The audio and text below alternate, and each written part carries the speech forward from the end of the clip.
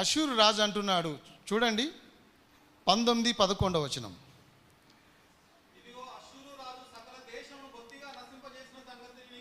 ఇదిగో అష్షూరు రాజు సకల దేశములను బొత్తిగా నశింపజేసిన సంగతి నీకు వినబడినది కదా,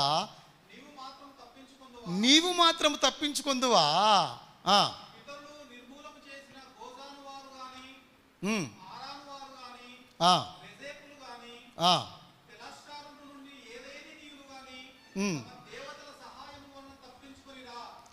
ఎవరైనా తప్పించుకున్నారా? నీవు తప్పించుకుందని అనుకుంటున్నావా? హిజ్కియా సకల దేశాలను నాశనం చేసిన అష్షూరు రాజు. 10వ వచనం చూద్దాం. యూద రాజాకు హిజ్కియాతో ఈలాగు చెప్పుడి, యెరూషలేము అష్షూరు రాజుకి చేతికి అప్పగింపబడిదని చెప్పి, నీవు నమ్ముకొని ఉన్న నీ దేవుని చేత మోసపోకుము. చాలు, ఇక్కడ వినండి. మొత్తం మీద సవాల్ చేస్తుండండి, సవాల్ ఇసురుతుండు. ఎవరు? అష్షూరు రాజు. ఎవరి మీద?